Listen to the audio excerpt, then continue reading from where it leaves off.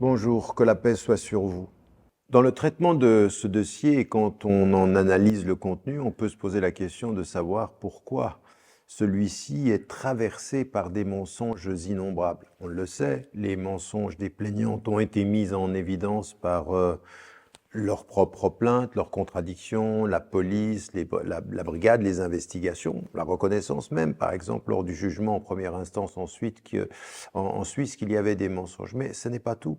Vous avez d'autres intervenants dans le dossier dont les mensonges sont fréquents. On peut se poser la question de savoir pourquoi finalement Caroline Forest ment sur le fait qu'elle ne connaissait pas la plaignante suisse alors qu'elle la connaissait, ment sur le fait qu'elle ne connaissait pas avant même les affaires, la plaignante, les plaignantes françaises, dit une fois qu'en fait il n'avait pas parlé de viol et que finalement dans son livre elle dit le contraire, que tout à coup maintenant effectivement ils avaient ou elles avaient parlé de viol, des mensonges qui sont répétés. Caroline Forest, on la connaît, elle est coutumière du fait, elle, dans ce dossier, elle apparaît à plusieurs reprises et les mensonges sont fréquents, comme sont fréquents dans sa déposition les mensonges de El Fassi, qui dit des choses au juge et qui ment sur les faits, puisqu'aujourd'hui nous avons des éléments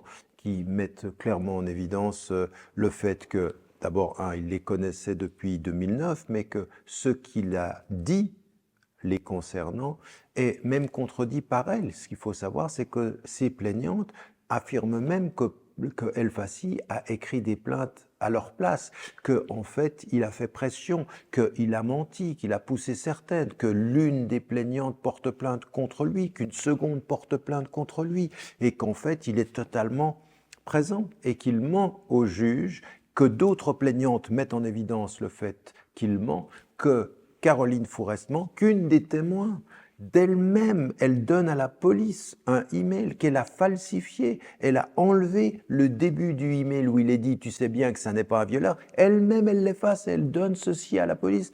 Et tout ceci n'apparaît pas dans les conclusions des différentes investigations, que ce soit en France et en Suisse. Et tous ces mensonges-là, non pas cette fois-ci des plaignantes, mais de tous ceux sur qui s'appuient les versions des plaignantes, fait que quand le mensonge s'ajoute au mensonge pour accuser un innocent, eh bien, c'est une affaire juridique qui n'est pas à la gloire de la vérité, mais qui est à la gloire de la manipulation et d'un mensonge qui est reconnu et présent partout. Et quand le mensonge apparaît pour accuser un innocent, il faut se poser la question de savoir qui est coupable, qui est victime, et qui, de ce point de vue, a envie de faire accuser un innocent pour pouvoir défendre des intérêts qui sont soit idéologiques, soit politiques. La vraie question, elle est là, et le dossier parle de lui-même. Ce qu'il faut dire par rapport à ces affaires, par rapport à ces dossiers, qui depuis maintenant 7 ans participent de ma vie finalement, avec le but de m'empêcher de vivre et de limiter ma possibilité soit de penser, soit d'agir et de défendre mes opinions.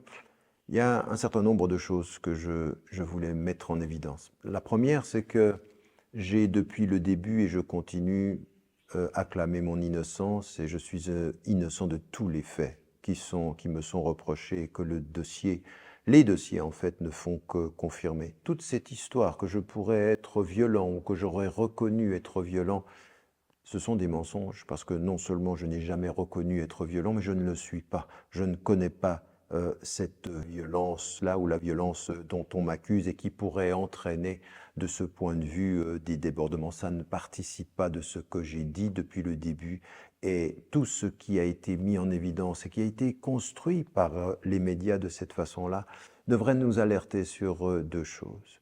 On nous dit qu'il y a une indépendance de la justice, que ce soit par rapport aux politiques ou que ce soit par rapport aux médias. La preuve est faite, si cela devait être le cas, et ça l'est dans plusieurs affaires, mais à plus forte raison la mienne, est de ce point de vue-là emblématique. S'il y a quelque chose d'emblématique dans mon affaire, c'est cette zone grise qu'il y a entre le droit, les médias et la politique. D'abord parce que quand j'étais devant les juges, eh bien, les médias savaient parfois, avant même que je sorte du bureau, ce qui avait été dit dans le secret de l'instruction. Cela n'a pas été connu. Cela n'a pas été du tout connu et les médias ont pu ajouter et inventer des choses invraisemblables que j'aurais dites ou qui auraient été prouvées par le dossier. Ça, c'est un premier élément et qui doit interpeller toute femme et tout homme épris de justice et de droit et de l'état de droit, parce que la présomption d'innocence, parce que les faits, c'est ce qui fait le coupable, et ça n'est pas la campagne médiatique et la manipulation. Ça, c'est un premier élément. Le deuxième élément, c'est cette confusion qu'il y a entre la justice et la morale.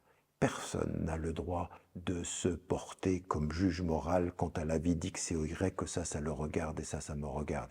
Et dans quoi est tombé ce piège dans lequel sont tombés un certain nombre de mes interlocuteurs ou des gens avec lesquels j'agissais, que ce soit des personnes qui soient des intellectuels de confession musulmane ou d'une autre confession, c'est cette zone grise où, pour vouloir salir un homme, on utilise le pire des actes, qui est un acte criminel. Le viol est un crime, je ne suis pas un criminel. Je suis un homme avec tout ce que cela peut considérer et traduire de qualité, d'erreur et de défaut que j'assume et que je continuerai à assumer. Mais ce que j'aimerais dire de ce point de vue à tous ceux qui écoutent ou suivent cette affaire-là, c'est que le caractère emblématique, la compréhension de ce qui est en train de se faire, et c'est une chose grave que de comprendre qu'à partir d'un certain moment, on ne condamne pas un homme, mais ce qu'il représente. Et ce que je représente aujourd'hui dans la société francophone, ça s'est passé en France et en Suisse francophone, avec des relations. C'est un dossier très, très, très français. C'est que pour éliminer un homme de la scène publique, de la parole publique, de la contestation même, on n'hésitera pas à le salir de tous les maux et à mentir sur ce qu'il est ou ce qu'il fait. Parce que les juges qui me jugent ou qui instruisent cette affaire savent autant que moi que je suis innocent. Et j'en ai l'intime conviction. Et que ce que cela veut dire, c'est qu'aujourd'hui, quand on est un homme public, quand on critique les États, et quand en plus on a la mauvaise idée d'être un musulman assumé et fier de l'être, eh bien, ce sont des circonstances aggravantes pour le droit. On déterminera la culpabilité avant de reconnaître l'innocence. Et je me battrai jusqu'au bout pour que la justice soit faite, mais pas simplement pour mon cas, pas simplement pour une affaire qui me concerne, mais que cette affaire-là soit un modèle, soit une illustration de la dérive de beaucoup trop de sociétés occidentales, et en particulier de la société française. Le représentant d'une religion, et en particulier l'islam, serait coupable avant même d'avoir pu se défendre, et quand tout montre son innocence, il reste coupable. Et on se pose la question, est-il coupable d'actions qu'il n'a pas faites, ou est-il coupable de l'image qu'il représente, de la religion qu'il défend, des idées qu'il revendique, des contestations qu'il traduit dans son engagement social, intellectuel et politique. Et c'est de cela dont il s'agit. Et à tous ceux qui, de quelque parti qu'ils soient, de quelque religion qu'ils soient, se tairaient en face de cette injustice parce que ce que je représente, ils ne l'aiment pas, eh bien, il faut leur dire, si vous acceptez l'injustice vis-à-vis de ce que vous n'aimez pas, de quelle injustice et de quelle justice êtes-vous porteur? De quelle valeur êtes-vous les défenseurs? Vous valorisez les gens que vous aimez et vous acceptez l'injustice à ceux que vous n'aimez pas. Ça n'est pas mon idée, ça n'est pas mon destin, ça n'est pas mon engagement. Et contre ceci, je me battrai toute ma vie. La justice, c'est pour tout individu vivant qu'on aime ce qu'il pense ou qu'on ne l'aime pas.